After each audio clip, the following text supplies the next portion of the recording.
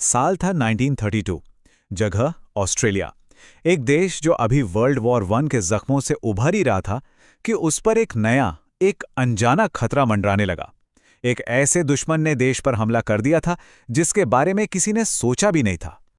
एक बहुत ही रहस्यमयी खतरा जिसने सरकार से लेकर आम लोगों तक सबको खौफ में डाल दिया था। पूरा देश सकते में था। तो आखिर ये दुश्मन था कौन? कोई दूसरी ताकतवर फौज या देश के अंदर ही कोई साजिश? नहीं, सच्चाई तो इससे कहीं कहीं ज्यादा अजीब थी। जी हां, यही था वो खतरनाक दुश्मन, एक ईमू।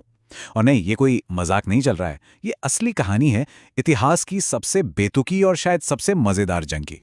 तो चलिए आज आपको सुनाते हैं इतिहास की सबसे अनोखी लड़ाई की दास्तां। पेश है द ग्रेट ईमू वॉर। तो बात कुछ ऐसी है कि वर्ल्ड वॉर वन के बाद ऑस्ट्रेलियन सरकार ने अपने रिटायर्ड सैनिकों को खेतीबाड़ी के लिए ज़मीनें दी। इन सोल्जर किसानों ने भी खूब मेहनत की और गेहूं की फसलें लहला दी। लेकिन उनकी ये मेहनत ईमू नाम के इन बड़े बड़े परिंदों को एक खुली दावत की तरह लगी। अरे, एक दो नहीं, 150 भी नहीं, बल्कि पूरे 20,000 ईमू का एक बहुत बड़ा झुंड उनकी सारी फसलें तबाह कर रहा था। अब बेचारे किसान परेशान होकर सरकार के पास पहुंचे और मदद की गुहार लगाई। और किसानों की ये पुकार सुनी गई। सरकार ने मदद भेजने का फैसला किया। पर यह कोई आम मदद नहीं थी, ये था एक पूरा का पूरा मिलिट्री ऑपरेशन। ऑस्ट्रेलिया के रक्षा मंत्री ने तो बाकायदा ईमू के खिलाफ जंग का ऐलान कर दिया। और इस जंग के लिए भेजी गई एक स्पेशल फोर्स। इसमें थे मेजर मेरेडिथ, उनके साथ 2 सिपाही और 2 भारी भरकम मशीन गन्स।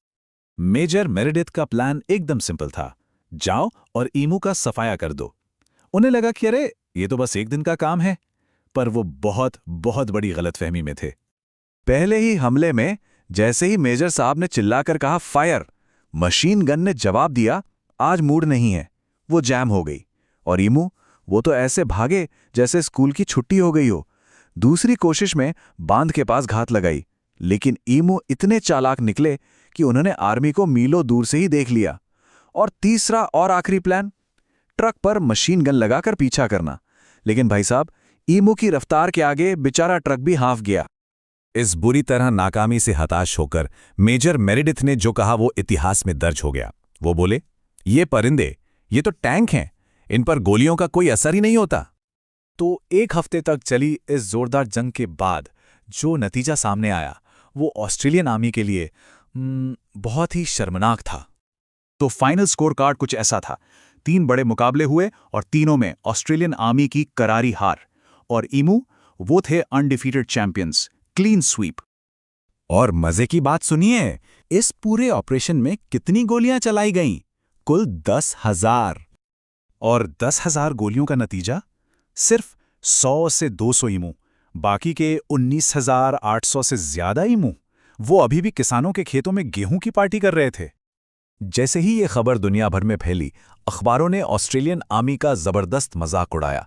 सोचिए जरा, इतिहास में शायद पहली बार ऐसा हुआ था कि एक प्रोफेशनल आर्मी मशीन गन्स के साथ परिंदों से जंग हार गई थी। और बस इसी तरह इस घटना ने अपना नाम इतिहास की सबसे अजीब और मजेदार जंगों में से एक के तौर पर हमेशा के लिए दर्ज करा लिया। बाद में मेजर मेरेडिथ ने भी अपने दुश्मन की ताकत को सलाम किया और कहा, अगर हमारे पास इन परिंदों की एक मिलिट्री डिवीजन होती तो हम दुनिया की किसी भी फौज का सामना कर सकते थे। तो ये थी कहानी द ग्रेट ईमू वॉर की। अब सवाल ये है कि क्या इतिहास में इससे भी ज्यादा अजीब कोई जंग लड़ी गई होगी? अपनी राय कमेंट्स में जरूर बताइएगा और ऐसी ही और अनोखी कहानियों के लिए हमारे साथ जुड़े रहिए।